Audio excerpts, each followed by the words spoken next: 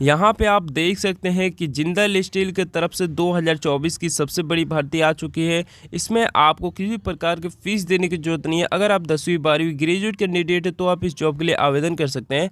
और इसमें आपको जो सैलरी मिलने वाली है वो बहुत सारे पदों के लिए 32,000 रुपये मिलने वाली है। इसके अलावा अगर आप फ्रेशर मेल और फीमेल कैंडिडेट है, यानी आपने इससे पहले कहीं भी जॉब नहीं किया, तो भी आप इसमें जॉब के लिए अप्लाई कर सकते हैं। तो आज की इस वीडियो में हम इसी जॉब के बारे में सारी जानकारी जानेंगे। वीडियो में आगे बढ़ने से पहले मेरा आप सभी से रिक्वेस्ट है कि आप हमारे चैनल को सब्सक्राइब कर दीजिए, क्योंकि हमारे चैनल पर ऐसे ही जॉब से जुड़े वीडियो आते रहते हैं।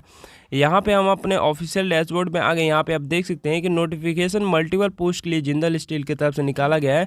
कोई भी कैंडिडेट जो इनके जॉब रिक्वायरमेंट को पूरा कर रहा है वो जॉब के लिए आवेदन कर सकता है।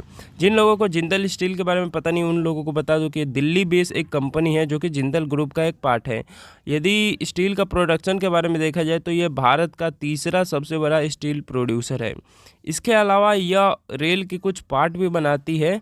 तो आप देख सकते हैं कि ये कुल मिला जुला कर एक बहुत बड़ी कंपनी है। अब अगर पोस्ट एंड वैकेंसी के बारे में बात की जाए तो यहाँ पे आप देख सकते हैं कि 1500 से भी अधिक पदों पे यहाँ पे भर्ती निकली हुई है।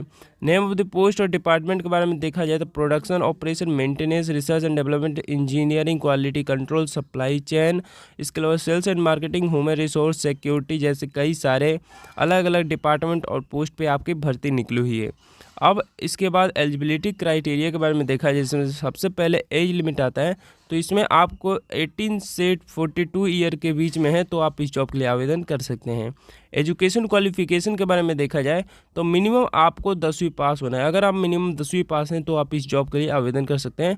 और हाँ, ग्रेजुएट पास हैं तो आपके लिए और भी अच्छी बात है।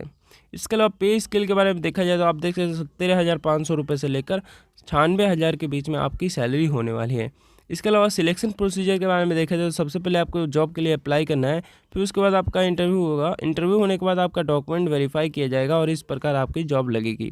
एप्लीकेशन फ़ीस के नाम पे आपको एक भी रुपये किसी को देने की ज़रूरत नहीं है। और देखा जाए तो मैंने जैसे पहले ही आपको बता दिया है कि पूरे ऑल इंडिया कैंडिडेट, मेल हो या फीमेल कैंडिडेट, वो इस जॉब के लिए आवेदन कर सकते हैं। यहाँ पे कुछ इंपॉर्टेंट डेट के बारे में बात की जाए तो यहाँ पे आपका 21 मार्च से ये एप्लीकेशन चालू हो रहा है और इसका लास्ट डेट अभी तक नहीं बताया गया है। तो चलिए अब जानते हैं कि आप इस जॉब के लिए आवेदन किस प्रकार कर सकते हैं। तो इसके लिए सबसे पहले आपको नीचे एक डिस्क्रिप्शन में लिंक मिलेगा, उस लिंक पर क्लिक करके आपको इस वेबसाइट पर आ जाना है। इस वेबसाइट पर आने के बाद आप यहाँ देख सकते हैं कि आपको एक डिपार्टमेंट सिलेक्ट करने का ऑप्शन आएगा। देख सकते हैं कुछ इस प्रकार का आपको इंटरफेस दिखाई देगा। तो सबसे पहले आपको डिपार्टमेंट सेलेक्ट कर लेना है। तो आपके पास जिस भी डिपार्टमेंट की डिग्री हो उसे सेलेक्ट कर लेना। जैसे मान लीजिए मैं सिक्योरिटी के लिए अप्लाई करना चाहता हूँ, तो यहाँ पे सिक्योरिटी सेलेक्ट कर लूँगा। इसके अलावा यहाँ पे आपसे सम फंक्शन पूछा जाता है, यानी कि आप जिस भी डिपार्टमेंट पे नौकरी करना चाहते हैं उस डिपार्टमेंट के किस भाग में आप जाना चाहते हैं। तो अगर आपको पता नहीं है तो आप एज इट इज़ जो डिपार्टमेंट डाले हैं वही आप यहाँ पे डाल देंगे। तो मैं यहाँ पे सिक्योरिटी डाल देता हूँ। इसके बाद यहाँ पे आपसे पर्सनल डिटेल पूछी जाती है। जैसे आपका नेम पूछा जाता है तो आपको यहाँ पे अपना नेम डाल देना है। अब जैसे मान लीजिए मेरा नाम है संजय कुमार, तो मैं यहाँ संजय कुमार डाल दूंगा। और इसके बाद सेकंड कॉलम में आपको अपना डेट ऑफ बर्थ चुनना है। तो चलिए हम यहाँ पे अपना डेट ऑफ बर्थ चुन लेते हैं। डेट ऑफ बर्थ चुनने के बाद आपको अगला काम क्या करना है कि यहाँ पे आपको अपना ईमेल एड्रेस देना है। तो ईमेल एड्रेस आपको यहाँ पे सही बिल्कुल देना है, क्योंकि इसी ईमेल एड्रेस पे कंपनी के लोग आपको कांटेक्ट करेंगे। इसके अलावा यहाँ पे आपसे आपकी जेंडर पूछी जाती है तो वो आप बता देंगे। और यहाँ पे अगर आप कहीं काम किए तो वो बताएंगे, अगर आप काम नहीं किए तो वो भी बता देंगे। इसके अलावा यहाँ से आपकी एजुकेशन डिटेल पूछी जाती है। तो सबसे पहले पूछी जाती है कि आपने 10वीं कहाँ से किया है।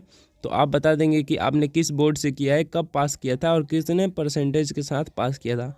अगर आप ये जानकारी भर देते हैं और अगर आपने इससे भी ज़्यादा पढ़ाई की है तो आप ऐड मोर पे क्लिक करेंगे। जैसे ही आप ऐड मोर पे क्लिक करते हैं तो इसके बाद आपसे आपकी 12वीं की जानकारी पूछी जाती है कि आपने 12वीं कहाँ से किया है। तो अगर आपने 12वीं किया है तो वो भी आप जानकारी दे देंगे कि आपने किस बोर्ड से किया है, कब किया है और आपके कितने परसेंटेज आए थे। इसके अलावा अगर आपने इससे भी अधिक पढ़ाई किया है तो यहाँ पे आप क्लिक करेंगे और यहाँ पे आपसे अब ग्रेजुएशन की डिग्री मांगी जाती है। तो आप यहाँ पे ग्रेजुएशन का नेम बता देंगे और यहाँ पे कितने परसेंटेज आए थे, किस यूनिवर्सिटी से किया था, वो सब आप जानकारी डाल देंगे। फिर उसके बाद आपसे कॉन्टैक्ट एंड एड्रेस पूछे जाते हैं। तो सबसे पहले आपको इसमें अपना कंट्री सेलेक्ट कर लेना है। तो जैसा कि हम सभी इंडिया से हैं तो हम इंडिया यहाँ पे सेलेक्ट कर लेंगे। फिर उसके बाद आपको स्टेट का सिलेक्शन करना है। तो स्टेट में आप जिस भी स्टेट से आते हैं उस स्टेट का आपको सिलेक्शन कर लेना है। जैसे मैं यहाँ पे उत्तर प्रदेश सेलेक्ट कर ले रहा हूँ। फिर उसके बाद यहाँ पे सिटी नेम, यानी कि आप किस सिटी से आते हैं।